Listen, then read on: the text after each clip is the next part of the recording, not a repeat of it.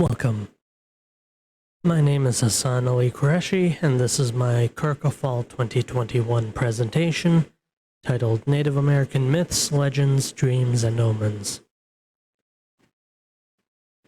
To start, this project, or my interest in the subject of this project, was sparked by my Intro to Native American Literature course, in which I read through various stories by Native American authors detailing facets of Native American history in the US and Canada. The first story to really catch my attention was a screenplay, The Moon in Two Windows by N. Scott Momaday. This play details the lives of Native children and teens taken to the Carlisle Indian Industrial School, and the challenges and losses they faced being forced to assimilate into a Christian-heavy society. But what really caught my attention was the introduction of dreams and the inclusion of a spirit, one of the children who died on the way to Carlisle. However, those aspects weren't really the focus of that story. What really piqued my interest was later on in the semester reading Cherie Dimaline's dystopian young adult novel, The Marrow Thieves. In this novel, the entire world has stopped dreaming, save for Native Americans. To that end, the government hunts them down to harvest their bone marrow, which seems to be the cause of dreams.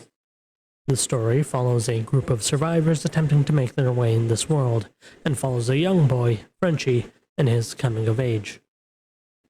In this story, the concept of dreams and spirituality is a heavy weight over all of the characters' shoulders, and is a far more present entity here than in the prior screenplay.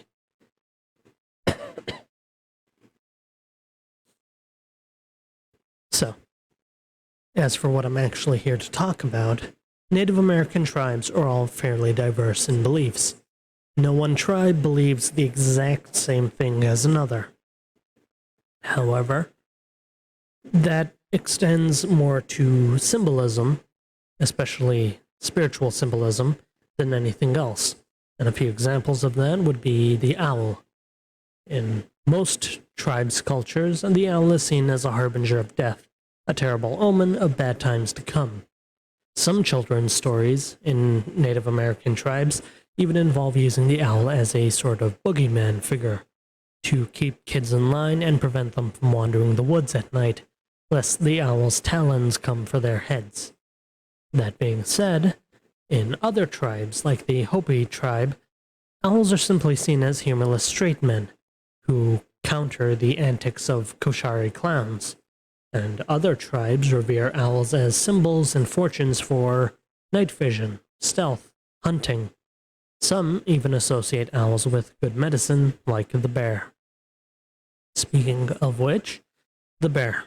Again, while not every animal has one universal association, the bear has a very widespread association as a symbol of authority, protection, courage, and good medicine.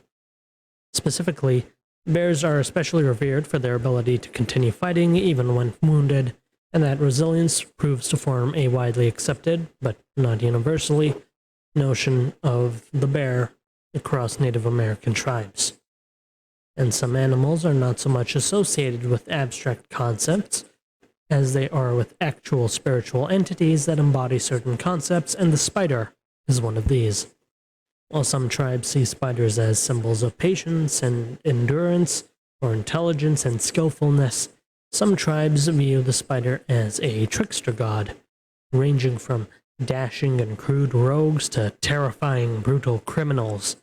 And some tribes view spiders as extensions of wise spider goddesses who advise and help people as cultural heroes. And on the topic of gods, goddesses, spirits, the second aspect of spirituality I'm tackling here is about the legends and mythologies.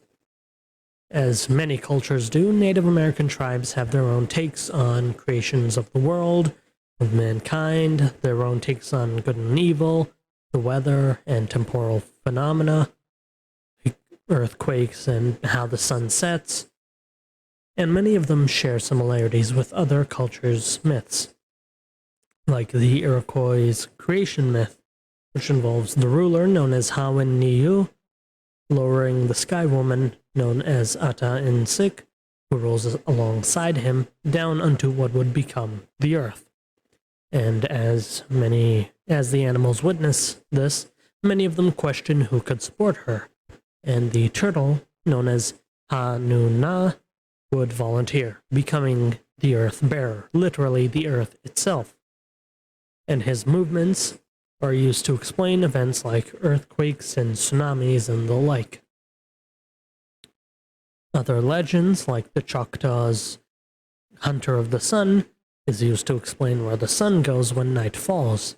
In that story, it follows a young man who questions everyone in his tribe about where the sun goes when it's nighttime.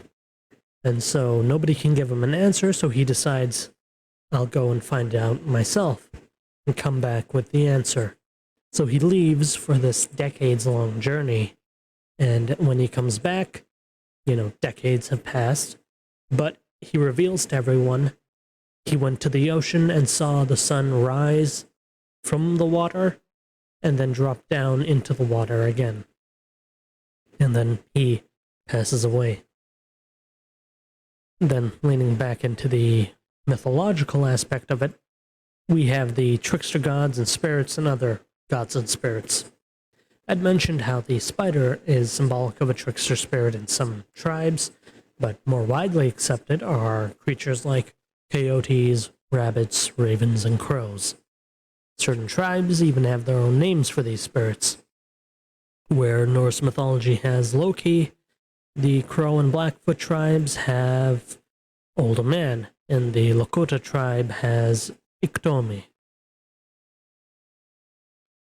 The third facet of my research on spirituality is the presence of dreams. Dreams as a concept is sort of like a coin when it comes to Native American tradition and beliefs.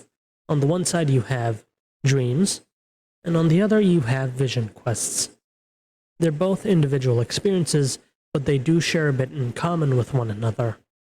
While I'm mainly focusing on dreams in this presentation, many of the terms and concepts associated with dreams are equally prevalent in discussions about vision quests. But to begin, dreams are often seen as conduits for communicating with spirits and ancestors. This specifically isn't necessarily a Native American thing, as if you look in discussions on various circles around the world, offline and online, about dreams, you might encounter people talking about how they dreamed about meeting, ancestors, dead parents, grandparents, family, friends, etc. But Native American culture, tribes, and tradition value these specific types of experiences as actual, spiritual things. Not simply as, oh, I dreamed about XYZ. Dreams, especially the aforementioned communication dreams, are often seen as validating one's spiritual condition, that the dreaming individual is in tune with their spirituality. More than that, dreams are often used to learn or teach lessons and consult for advice. For many tribes, when winter came, they would look to the elder to dream and figure out where to go from there. Where vision quests are often used to discover more about oneself, dreams are used more to discover about what surrounds oneself. Finally, taking it back to the root of this project, the novel that really kicked this presentation into gear, The Marrow Thieves, involves a bit of everything I discussed in this presentation. In one of the middle chapters of the story, we, the readers, are told a story about the Wendigo.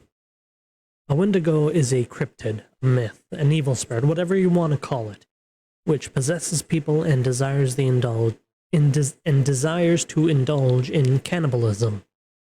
In the story, the Wendigo is both used to discuss the actual mythological entity, but also as a symbol of the traders, which are a few characters in the book who hunt other Native Americans to hand them over to the government to harvest, literally cannibalizing their own people for their own gain.